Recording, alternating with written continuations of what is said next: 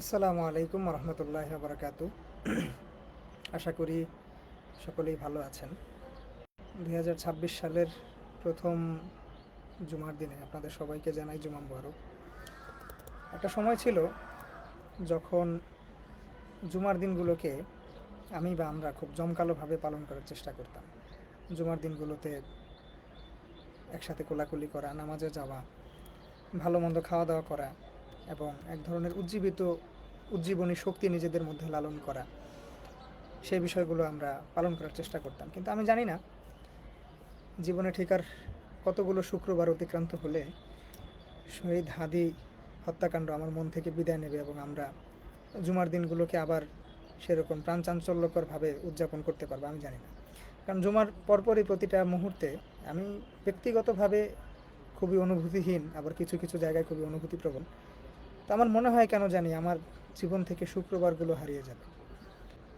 আসলে কথা বলতে চাই না, তারপরও আসলে কিছু বিষয় কথা বলা দরকার। আমি একটু আগে, এখন আছি ঢাকা বিশ্ববিদ্যালয়ে, একটু আগে আম, সেন্ট্রাল মসজিদে নামাজ পড়ে ইনকিলাব মঞ্চের যে আজকের কর্মসূচি ছিল তাদের মিছিল দেখলাম।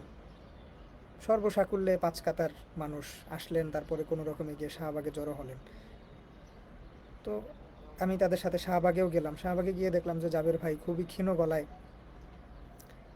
কথা বলার চেষ্টা করছেন। আসলে মানুষজন সেরকম নাই, সবাই যার যার ব্যস্ততায়। পুলিশ চারপাশ ধরে ঘিরে আছে এবং যতটা সম্ভব রাস্তা ওপেন করার চেষ্টা করছে। তো সেই রকম একটা অবস্থা দেখার পরে আমার মাথায় কিছু জিনিস আসলো যেগুলো আসলে আপনাদের সাথে শেয়ার করা দরকার, অথবা এই সময়ের একটা খতিয়ান হিসেবে সংরক্ষণ করা দরকার। সেজন্য আজকে আসলে কিছু বিষয়ে কথা বলা দরকার। আজকে শহীদ হাদি হত্যাকাণ্ডের 21তম দিন, 3টি সপ্তাহ আমরা পার করে ফেলেছি। ঠিক এই সময়ে শহীদ হাদি 3 সপ্তাহ আগে জুমার নামাজ পড়ে তিনি হয়তো খাবার খেতেও পারেননি, সে অবস্থায় তাকে গুলি করে শহীদ করা হয়। তো বর্তমান বাংলাদেশে আমরা এই ভিডিওটার ক্যাপশন দিয়েছি যে বিচার সমাচার। আসলে এখন বিচার কতদূর হলো, কতদূর না হলো, হবে কি হবে না, সেগুলো নিয়ে তো আপনারা অনেক আলাপ আলোচনায় দেখছেন আসলে। কিন্তু এটার যে অন্তর্নিহিত কারণ, এই বিচারের পূর্বাপর, এই বিচারের প্রভাবটা কি, সেই বিষয়টুকু বোঝার জন্য আসলে কিছু আলাপ আপনাদের সাথে আমি করতে চাই। দেখুন, জনগণ শহীদ হাদি হত্যার বিচার চায়। আসলে বিচার চাওয়াটা যেরকম একই দিক থেকে আমাদের অধিকার, আবার একদিক থেকে প্রচণ্ড পরিমাণে লজ্জারও। কারণ জুলাই আন্দোলনে অন্তত পক্ষে নিদেন পক্ষে 1500 শহীদ হবার পরেও তাদের বিচারের কোনোরূপ কোনো অগ্রগতি না হওয়া সত্ত্বেও শহীদ হাদির হত্যাকাণ্ডটা বাংলাদেশিদের জন্য একটা কলঙ্ক। আমি এটা অতীতে কয়েকবারই আলোচনা করার চেষ্টা করেছি যে আমরা আসলে জাতি হিসেবে ঠকে গেছি কোনো একটা জায়গায়। আমাদের ডেটারেন্স পাওয়ারটা আসলে ক্লিয়ার হয় নাই, বা মানে পুলিশদের আসলে কোনো কমন সেন্স নাই। শহীদ হাদির কবরের সামনে রাস্তা থেকে মানুষ দাঁড়ায় দেখে, একে তো ঢুকতে দেয় না, সেই কবরের সামনে তারা বিশাল এক তাঁবু টানাইছে। এখন তাদের তাঁবু দেখতে কি মানুষ আসে না, কবরটা একটু একটু দেখার চেষ্টা করে। তো এই কমন সেন্সের পরিচয়টা বাংলাদেশের প্রশাসন আসলে দিতে পারে নাই। তারা শহীদ হাদির কবর দিয়ে সেটাকে এক প্রকার অবরুদ্ধ, ফোর্টিফাই করে রেখেছে নিরাপত্তা দেওয়ার নামে। এই কথাগুলো আমরা বারবার বলার চেষ্টা করেছি। যাই হোক, এগুলার কোনো প্রভাব আছে কিনা জানি না, তারপরও বলার জন্য বলে রাখা। তো এই যে হাজার হাজার মানুষ প্রতিদিন আসছেন, শত শত মানুষ এসে দোয়া করতেছেন, বাচ্চারা, আমি একটু আগে দেখে আসলাম যে মহিলারা, বাচ্চারা এসে কাঁদতেছে, অনেকে কান্না করতে পারতেছে না, চোখের পানি শুকায় গেছে, কিন্তু তারপরে হাদির কবরটা দেখতে আসছে। এই যে এত মানুষ, তারা কেন আসে? হাদির কবরের কাছে কেন আসে? তাকে তো মুছে দেওয়া গেল না। এটা হাদি জীবদ্দশায় জানতেন এবং খুব অন্তর থেকে তিনি এই বিষয়টা ফিল করতেন এবং কষ্ট পাইতেন। বলতেন যে দেখেন, এই যে আমি এরকম বাঘা থাকি, আমি এরকম চেতা থাকি, এই যে এরকম আপনারা যে আমার পরিবর্তন চান না, এটা কিন্তু আমাদেরকে মানে খুশি করে না, এটা আমাদেরকে আরও বেজার লাগে। একটা দেশের মানুষ কি পরিমাণ অসহায় হইলে তাদের ভয়েস মাত্র একটা থাকে, ঠিক আছে? তো বাংলাদেশ ঠিক সেইভাবেই একটা ভাষাহীনতায় ভুগতেছে আসলে। এই মানুষগুলো বিচার বিচার করতেছে কারণ তাদের মাথায় আসলে কোনো ভাষা নাই, তারা কি করবে? একটা মানুষ যদি কখনো একটা বড় ধরনের অ্যাক্সিডেন্ট থেকে বেঁচে যায়, যদি কখনো আপনাদের সামনে পড়ে, তাহলে দেখবেন সে কিন্তু একটা কথা বারবার বারবার বলতে থাকে, যে কোনো একটা কথা, মানে সে ট্রমাটা থেকে বের হইতে পারে না। সুতরাং এই যে বাংলাদেশ ইনকিলাব মঞ্চ থেকে শুরু করে সবাই যে বিচারটা চাচ্ছে না, এই বিচারটা আসলে বিচার না, এই বিচার চাওয়া না, এই বিচারটা হবেও না। বাংলাদেশের মানুষ এত বোকাও না যে বিচারটা চাইবে, কিন্তু তাদের মুখে আসলে কোনো ভাষা নাই, যে কারণে তারা ওই মানে একটা শক খাওয়া পাবলিকের মতো বারবার বিচার বিচার করে ইয়ে করতেছে। দেখেন, শহীদ হাদিকে এই পরিণতিটা বরণ করতে হলো কি কারণে? কারণ তিনি জুলাই গণহত্যায় যারা শহীদ হয়েছেন তাদের বিচারের কথা বলতেন, তারা ফ্যাসিস্ট শেখ হাসিনার বিচারের কথা বলতেন। তিনি শহীদী সমাবেশ করেছিলেন, সেখানে পিলখানা হত্যাকাণ্ড থেকে শুরু করে শাপলা গণহত্যা, তারপরে আরও যত যত হত্যাকাণ্ডগুলো ছিল সেগুলোর তিনি বিচার চাইতেন। সুতরাং হাদিকে হত্যা করার মধ্য দিয়ে এই যে মানুষের প্রতি ইনসাফ চাওয়া এবং একটি সত্য ও সমৃদ্ধির বাংলাদেশের পথে হাঁটার জন্য যে স্বচ্ছতাটা দরকার, যে দুর্নীতিমুক্ত বাংলাদেশটা দরকার, সেই চাওয়াটাকে কিন্তু প্রকাশ্য দিবালোকে খুন করা হলো। তো এখানে শহীদ হাদির হত্যাকাণ্ডের মধ্য দিয়ে জনগণ এখনও যে জিনিসটা ধরতে পারে নাই, সেটা হচ্ছে তারা কিন্তু একটা নতুন ল্যাঙ্গুয়েজ পেয়ে গেছে। কিভাবে? আমি সেটা আপনাদেরকে একটু বলার চেষ্টা করি। সেটা হচ্ছে যে একটা সময় মানুষ 1000 কোটি টাকার দুর্নীতি এই জিনিসটা বুঝতো না। যেই মানুষটার 2 কেজি পেঁয়াজ কিনতে গেলে তার পকেটের টাকা 5 বার গুনতে হয়, সে কিন্তু 1000 টাকার দুর্নীতির বিষয়টা বোঝে না। খালি জানে যে দুর্নীতি হচ্ছে বা এটার কারণে আমি কষ্টে আছি, কিন্তু এটার ম্যাগনিটিউডটা ধরতে পারে না। যেই লোকটা সিস্টেমেটিক অব্যবস্থাপনার কারণে অ্যাক্সিডেন্টের শিকার হয়, হাসপাতালে গিয়ে অচিকিৎসার কারণে তাকে মারা যেতে হয়, তার কিন্তু ওই ক্রাইসিস মোমেন্টটা পার করার পরে আর শক্তি অবশিষ্ট থাকে না যে সেটা নিয়ে গভীরভাবে চিন্তা করবে। যিনি গুমের শিকার হয়েছিলেন, যিনি খুনের শিকার হয়েছিলেন, যারা প্রতিবেশী দেশের আগ্রাসনের কারণে কম্প্রোমাইজড হয়ে গেছিলেন, যাদের জীবন জাহান্নাম করে দেওয়া হয়েছিল, তারা কিন্তু একটা সময় পরে আর বলতে পারেন না। কারণ এখানে হয় কি যে ওই জুলুমটা সহ্য করার পরে এটার ব্যাপারে যে মানুষকে জানাতে হবে সেই ধরনের এনার্জি কিন্তু তাদের মধ্যে থাকে না। তো এই যে জনগণ প্রচণ্ড পরিমাণ একটা কষ্টের মধ্যে আছে, তারা ভাষা খুঁজে পাচ্ছে না যে কোন ভাষায় তারা কথা বলবে, এটার ধিক্কার আসলে কিভাবে জানাবে, এটার প্রতিকার আসলে কিভাবে চাইবে, এটার ক্ষতিপূরণ আসলে কিভাবে চাইবে, সেই জিনিসটা জনগণের মাথায় নেই। এই জন্য জনগণ এসে কান্নাকাটি করে, আর কোনো কারণ নেই। হাদি এখানে কাউকে টাকা দেয় নাই, কারোর জন্য তার বড় কোনো অবদান নাই, কিন্তু সে কিছু কথা বলতো, সেই কথাগুলো মানুষের সামনে রিল আকারে সামনে যাচ্ছে। আপনারা তারপরও দেখেছেন যে তাকে ভিলিফাই করার চেষ্টা করা হচ্ছে, যে তাকে হত্যা করেছে সে লাইভে এসে সমস্যা তৈরি করার চেষ্টা করছে, এবং ফেসবুক মেটা থেকে অ্যালগোরিদমিকলি হাদিকে সরিয়ে দেওয়ার একটা প্রচেষ্টা করা হচ্ছে। ভারত থেকে সেই বিষয়গুলো রিপোর্ট করা হচ্ছে প্রচুর পরিমাণে। তারপরও মানুষের মধ্যে এই যে আকাঙ্ক্ষাটা, এই যে বোবা কান্না, এটা আমাদেরকে আশা জাগায়। তাহলে এখন দেখেন, আমরা যে আলাপে ছিলাম যে একটা সময় মানুষ কিন্তু ইয়েটা বুঝতো না, ওই বিশাল 1000 কোটি টাকা দুর্নীতি বুঝতো না, সিস্টেমেটিক কিলিং, এরপরে হচ্ছে প্রহসনের মাধ্যমে হত্যা করা, পার্চ করা, এই বিষয়গুলো মানুষ বুঝতো না। তারপরে আসলো কি, জুলাই আন্দোলন আসলো, মানুষ দেখলো রক্ত, মানুষ দেখলো ফ্যাসিবাদ এবং ইনসাফের লড়াইটা মানুষ এখানে দেখলো, মানুষ জুলুম এবং আদালতের লড়াইটা দেখলো। দেখার পরে তাদের মধ্যে আরেকটা চিত্রকল্প তৈরি হলো। আফসোস, তখনও মানুষ এটাকে ডিফাইন করতে পারতো না। সাধারণ মানুষ কিন্তু জানতো না, সাধারণ মানুষ চাইতো যে একটা সুন্দর বাংলাদেশ আছে, কিন্তু হচ্ছে না কেন? শহীদ হাদিরা সেখানে অগ্রসর হয়ে এসেছিলেন, তারা কবিতা লিখেছেন, গান লিখেছেন, কালচারাল প্রস্তাবনা তৈরি করেছেন, গণসেজদা দিয়েছেন, তাই না? মানুষের মুক্তি, স্বাধীনতা এবং সার্বভৌমত্বের কথা বলেছেন। তো মানুষ এই বিষয়টা বোঝার চেষ্টা করলো যে হ্যাঁ, আসলে আমরা যেই ধরনের বাংলাদেশ চাই, আমরা যেইভাবে বসবাস করতে চাই, সেটা রূপরেখাটা এরকম। শহীদ হাদি দিয়ে গেছেন। সেই শহীদ হাদিকে যখন প্রকাশ্য দিবালোকে খুন করা হলো এবং জনগণের সামনে 21টা দিন বিচারের নামে মূলা ঝুলিয়ে রাখা হলো এবং জনগণকে একটা অনিশ্চয়তার মধ্যে রাখা হলো, তাদের সাথে প্রতিনিয়ত গেম খেলা হচ্ছে, জনগণ কিন্তু এখন এই শহীদ হাদি একটা নামের মধ্য থেকে পুরো কনস্পাইরেসিটা জানে। এখন তারা একটু চিন্তা করলে বুঝতে পারবে, আচ্ছা ঠিক আছে, হাদিকে মেরে ফেলা হলো কেন, হাদির বিচারটা হলো না কেন? এই বিষয় দুটো যখন চিন্তা করবে, তখন তার সামনে পরিষ্কার হয়ে যাবে বাংলাদেশের সিস্টেমেটিক জটিলতা কোথায়, এখানে ক্ষমতা কাদের হাতে থাকে, যারা ক্ষমতায় আছে তারা কেন অসহায়, কারা এই বিষয়গুলোকে নিয়ন্ত্রণ করে, মানে বড় ভাইয়েরও বড় ভাই কারা আছে, কাদের ইশারায় চলে। এই দেশের প্রকৃত মালিক যে জনগণ নয়, এই বিষয়টা জনগণ কিন্তু ওই শহীদ হাদির নামের মধ্য দিয়েই বুঝতে পারবে একটা সময়। আজ হোক, কাল হোক, 5 বছর পর, 10 বছর পরে হোক, মানুষ এই বিষয়গুলো জানবে। এটা শহীদ হাদিও জানতো, এবং তিনি এজন্যই বলতেন যে রাজনীতিটা আসলে খুব ক্ষুদ্র একটা পার্ট। আমরা রাজনীতিবিদ অ্যাজ এ ক্যারিয়ার করার জন্য আসিনি, আমরা অল্প সময়ের জন্য এসেছি রাজনৈতিক ধারাটাকে পরিবর্তন করে দিব। আমি মনে করি আগামীর দিনে বাংলাদেশে এই যে পুরাতন যে বন্দোবস্ত, এই যে ভোটের রাজনীতি থেকে শুরু করে মানুষের সমস্যা সমাধান না করে মানুষের সমস্যাকে আরও প্রলম্বিত করার যে রাজনৈতিক ধারা বাংলাদেশে, এটা চেঞ্জ হতে যাচ্ছে। এবং অতীতের যারা এরকম, আমি জানি না, মানে এটা আমার কথা না, সম্ভবত প্লেটোর কথা, যে তিনি বলেছিলেন ডেমোক্রেসি হচ্ছে মানে সবচেয়ে বড় পারভার্ট ফর্ম, মানে সবচেয়ে বড় খারাপ ফর্ম অফ হচ্ছে শাসন হচ্ছে ডেমোক্রেসি। কেন? কারণ জনগণকে এখানে খুব সহজে আসলে বোকা বানানো যায়। আমি জানি না জনগণ বোকা হবে কিনা, কিন্তু আমরা মনে করি যে এই তথ্য প্রযুক্তির অবাধ মানে অ্যাক্সেসের যুগে জনগণকে আসলে এতটাও বোকা বানানো সম্ভব না। জনগণ বের করে নিয়ে আসবে সেই বিষয়গুলো। হ্যাঁ, জনগণ হয়তো রাস্তায় নেমে আসছে না, ইনকিলাব মঞ্চের মিছিল, অবস্থান কর্মসূচি দিন দিন ছোট থেকে ছোট হচ্ছে, কারণ একটা জিনিসের যখন এতদিন পার হয়ে যায় তখন আর ওই জিনিসটা থাকে না, ওই আগ্রহটা থাকে না। এরপরে ইলেকশনের নানা ইস্যু আছে, প্রচারণার অনেক ইস্যু আছে, সামনে অনেক ইস্যু আসবে, তাই না? এটা হারিয়ে যাবে। কিন্তু শহীদ হাদিকে হত্যা করার মধ্য দিয়ে যারাই করেছে, আমরা সেটা এখনও জানি না, তারা যে জিনিসটা ভেবেছিল যে আমরা জনগণের কাছ থেকে তাদের ভাষাটাকে কেড়ে নিলাম, তাদের কণ্ঠটাকে রুদ্ধ করে দিলাম, এই যে চিন্তাটা, এই চিন্তাটা কিন্তু আসলে ভুল। শহীদ হাদি তার শাহাদাতের পরে কিন্তু মানুষের মধ্যে নিঃশেষে বিভাজিত হচ্ছেন।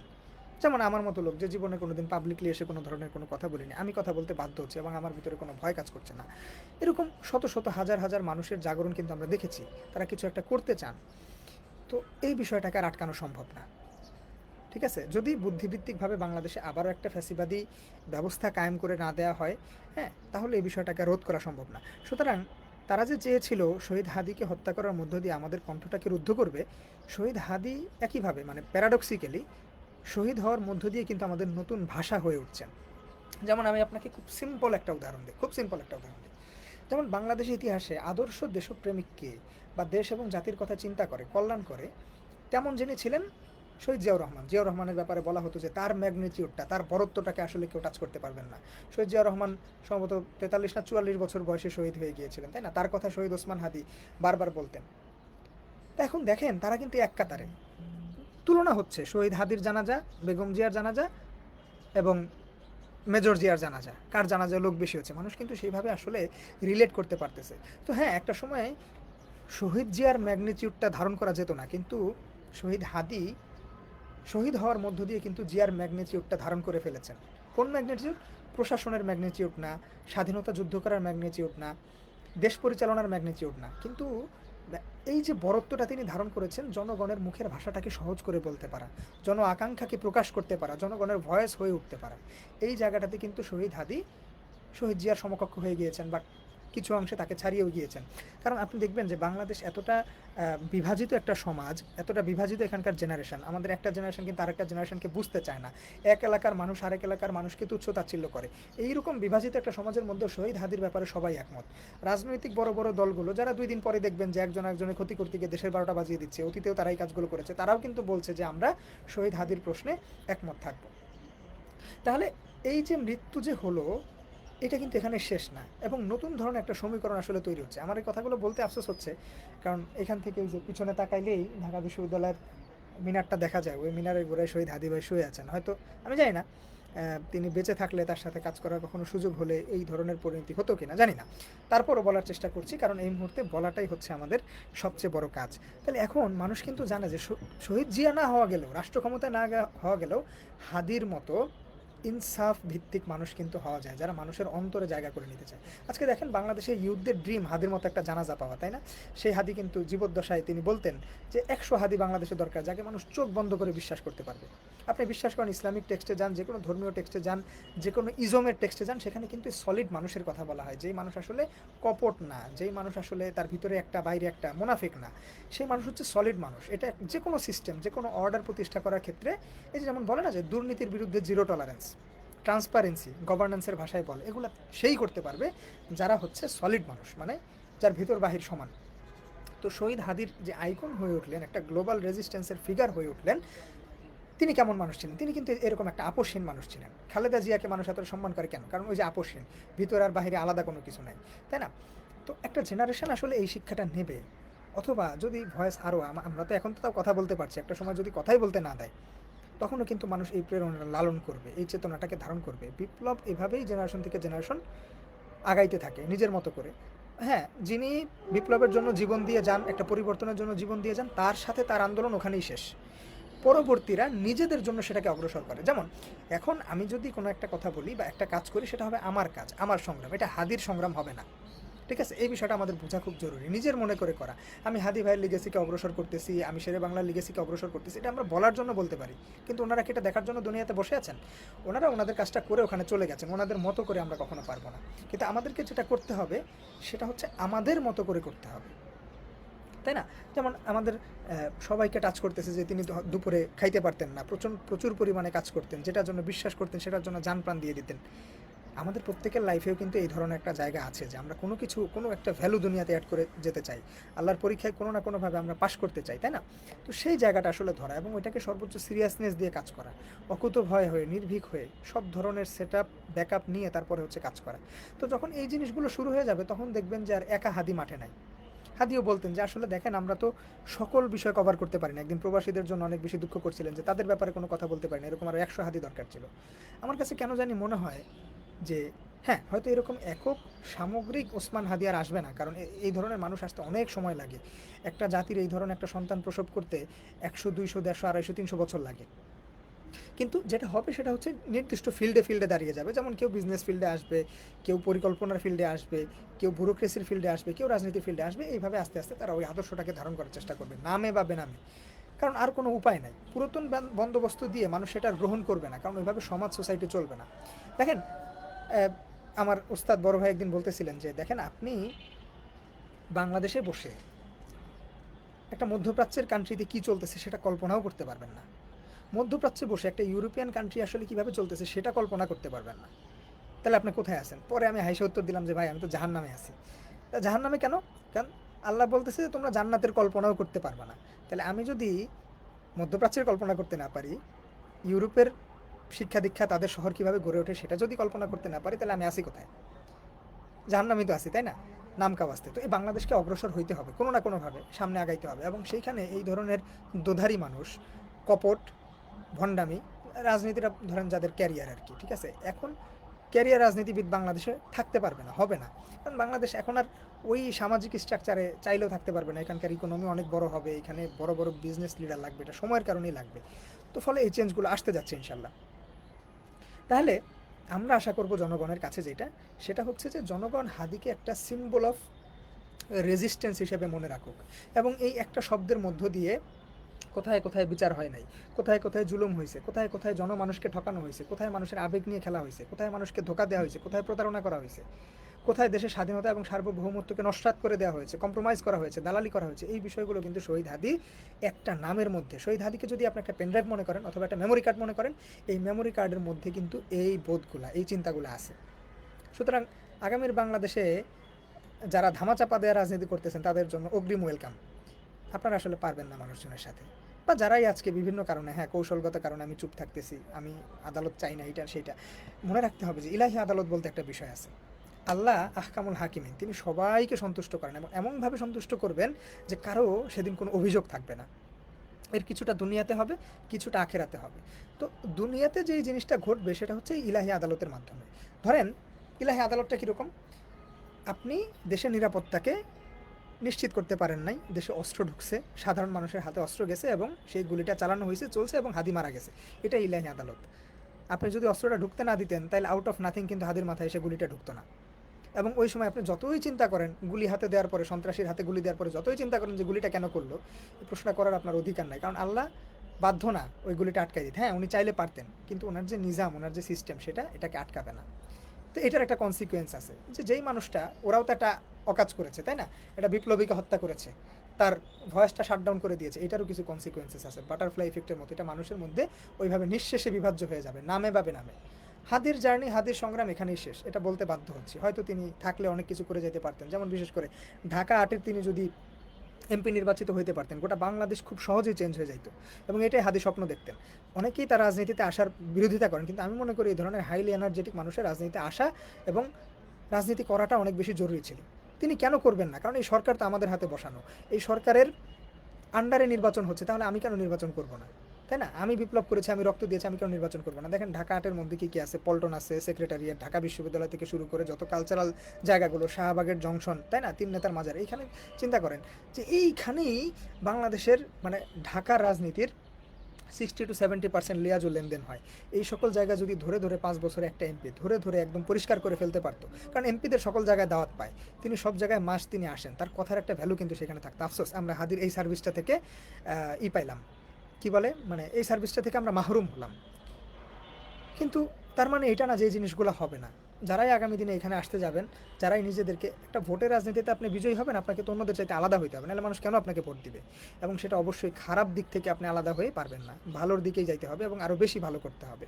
তো যে আলাপে ছিলাম সেটা বলি যে ওই যে দেখেন, একটা সময় আমার হাতে যদি ক্ষমতা না আসে, আমার হাতে যদি পাওয়ার না হয়, তাহলে আমি মেজর জিয়ার মতো কী হতে পারবো না, সর্বজন বিদিত মানুষ হইতে পারবো না। ওই ধারণাটা ভেঙে দিয়ে গেছেন শহীদ হাদি। কোনো একটা জায়গায় ইস্তেকামতের সাথে ইখলাসের সাথে কাজ করেও কিন্তু শহীদ হাদির মতো ভালোবাসা, মাটি এবং মানুষের জন্য কাজ করা, সর্বোপরি আল্লাহর কাছে কবুলিয়ত পাওয়া যায়। এটা কিন্তু একটা জেনারেশন জানে। ছোট ছোট বাচ্চারা এসে রাস্তায় শহীদ হাদির বিচারের জন্য ইয়া চাইতেছে, এদের এদের মনের উপরে কি কোনো প্রভাব পড়বে না? অবশ্যই পড়বে, আমরা আল্লাহর কাছে আশা করি।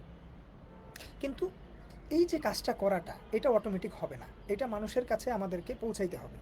এই যে হওয়ার কাজটা, মানুষ আন্দোলিত হওয়ার কাজটা, একটা মোম নিভে গেলে 100টা মোম যদি আপনি জ্বালান, আগুনের পরিমাণ কিন্তু কমে না, আগুনের পরিমাণ বাড়তে থাকে। কিন্তু এই যে মোমটা যদি নিভিয়ে দেওয়া হয়, তাহলে 100টা মোম কিন্তু আর জ্বালানো হবে না। সুতরাং এই যে মোমের আগুনটা, ধোঁয়া থেকে আমাদেরকে জাগ্রত রাখতে হবে, যাতে আরেকটা ফুলকি হয়, আরেকটা মোমের মাথায় আগুন লাগে, তাই না? মোমগুলো জ্বলতে থাকবে, আগুনগুলো জ্বলতে থাকবে, এইভাবে আলোকিত হবে। তো সেই কাজটা আমাদেরকে করতে হবে। এই কাজটা করাটা অনেক কঠিন, কিন্তু আমাদের মাথায় রাখতে হবে যে মানুষজন কিন্তু সহজে ভুলে যাবে। মানুষকে এভাবেই সৃষ্টি করা হয়েছে। মানুষ যদি ভুলে যাইতে না পারতো, তাহলে যে শোকের যে বেদনা, বিয়োগের যে বেদনা, এটার কারণে মানুষ আর উঠে দাঁড়াইতে পারতো না, তার কোনো কাজ হইতো না, জগৎ সংসার সামনে আগাইতো না। মানুষ ভুলে যাবে, এটা স্বাভাবিক। কিন্তু তাকে যেটা মাথায় রাখাইতে হবে, তার মাথায় যেটা বারবার দিতে হবে, সেটা হচ্ছে শব্দটা কিন্তু ইনসাফ, শব্দটা কিন্তু আদালত, তাই না? স্বপ্নটা একটা জুলুমহীন পৃথিবী, একটা বসবাসযোগ্য বাংলাদেশ, যেই বাংলাদেশে নিরাপত্তাহীনতা থাকবে না, যে বাংলাদেশের জবাবদিহিতার অভাব থাকবে না, ট্রান্সপারেন্সির অভাব থাকবে না, দুর্নীতি থাকবে না। এখানে থাকবে উন্নতি, অগ্রগতি, এবং মানুষ যাতে বসবাস করে বলতে পারে, না, আল্লাহ যেখানে পাঠাইছে, যেই ভূমিতে পাঠাইছে, দুনিয়ার স্বর্গ, দুনিয়ার জান্নাত, আল্লাহ আমাদের উপরে কোনো ধরনের জুলুম করেন নাই। এবং মানুষ যাতে খুব সহি সালামতে ভালো একটা কন্ডিশনে তার জীবনযাত্রার, জীবনযুদ্ধের পরীক্ষাটা দিয়ে যেতে পারে, সেই ধরনের একটা বাংলাদেশ আমাদের তৈরি করা প্রয়োজন। এখন আমরা যারা শহীদ হাদি হত্যাকাণ্ডের মধ্য দিয়ে, উর্দুতে খুব ভালো একটা শব্দ আছে, এটার বাংলা ইয়া হয় কি না জানি না, মায়ুস। মায়ুস মানে হচ্ছে অনেকটা আশাহত হওয়া, রাগান্বিত হওয়া, বেজার হওয়া, ক্ষোভ জন্মানো। এই যে মায়ুস হওয়ার মধ্যে দিয়ে যারা আমরা আসি, এটা প্রচণ্ড পরিমাণে শখের মধ্যে আছে। আমাদের আসলে আস্তে আস্তে কথা বলা শুরু করা উচিত, লেখা শুরু করা উচিত, এবং এই বিষয়গুলোকে কানেক্ট করা উচিত। শুধুমাত্র বিচারের মধ্যে আটকে থাকা উচিত না। কেন বিচার, কার জন্য বিচার, কিসের জন্য বিচার, এর পিছনের ঘটনাগুলো কি, কেন হলো না, কারা হতে দিল না, এই প্রশ্নগুলো করা, এবং ছোট ছোট জায়গায় এই বিষয়গুলো যার যার সাধ্যমতো আলোচনা জারি রাখা উচিত। আমরা সামনে হয়তো কোনো একটা বিষয়ে, কোনো একটা জায়গায় এই বয়ান বা মানুষের মুখে ভাষা তুলে দেয়া নিয়ে বিস্তারিত কথা বলার চেষ্টা করব। কিন্তু আজকের জন্য বলে রাখি যে আমাদের কিন্তু এখন কাজটাই হচ্ছে এই বোবা বাংলাদেশের মুখে আসলে ভাষা তুলে দেওয়া, বাংলাদেশের মুখে কণ্ঠস্বর তুলে দেওয়া। কান্না আসলে কোনো ল্যাঙ্গুয়েজ না, ভাষাটা ল্যাঙ্গুয়েজ। দেখেন, যখন মানুষ কান্না একটু থামায়, তখন একটা গালি দেয়, আর গালি যখন না দেয়, তখন যৌক্তিক ভাষায় বিতর্ক করে। শহীদ হাদির মধ্যে তিনটা জিনিসই ছিল। তিনি যৌক্তিকভাবে সমালোচনাও করতে পারতেন, গালাগালিও করতে পারতেন, আবার কান্নাও করতে পারতেন। কিন্তু বাংলাদেশের জনগণ কিন্তু এই জিনিসটা পারে না। আপনি জিজ্ঞেস করবেন যে আপনার কেন দুঃখ লাগতেছে, আপনার কেন খারাপ লাগতেছে, অমুক ছিল তমুক ছিল, এই আবেগ দিয়ে আসলে চলবে না। আর নাহলে খালি কান্দে, মানে কান্না দিয়ে আসলে কখনো ভাগ্য পরিবর্তন হয় না। ওটা আল্লাহর কাছে কানলেও হবে না। কেন সমস্যা, কোথায় সমস্যা হচ্ছে, আপনি যদি বলতে না পারেন, তাহলে আপনার সমস্যার কোনো দিন সমাধান হবে না। অতএব আসুন, চিন্তা করতে শিখি, ভাবতে শিখি, লিখতে শিখি, বলতে শিখি, সেটা 2 লাইন হইলেও। সবাই ভালো থাকবেন, সুস্থ থাকবেন। সবাইকে আবারও জুমা মুবারক। সবার জন্য দোয়া রইল, আমার জন্য দোয়া করবেন। 4 থেকে 5 জন নিয়মিত লাইভ, মানে শুরু থেকে শেষ পর্যন্ত লাইভে ছিলেন, আপনারা কারা জানি না, অন্তরের অন্তঃস্থল থেকে ধন্যবাদ। একটা অনুরোধ থাকবে, আপনারা চাইলে পাবলিকলি আলোচনা করার দরকার নেই, পার্সোনালি আপনার এখান থেকে কোনটা ভালো লেগেছে, কোনটা খারাপ লেগেছে, সেটা আপনার পরিসরে আপনি আলোচনা করতে পারেন এবং এই চিন্তাগুলো নিয়ে ভাবতে পারেন। তো আমি আমার দায়িত্বটুকু পালন করার চেষ্টা করলাম। আপনারা দায়িত্ব নেবেন কিনা, সেই দায়িত্ব পালন করবেন কিনা, সেটা আপনাদের উপরে। সবাই ভালো থাকবেন, সুস্থ থাকবেন। আবারও দেখা হবে ইনশাআল্লাহ। ততদিনের জন্য বিদায় নিচ্ছি। আসসালামু আলাইকুম। আল্লাহ হাফেজ।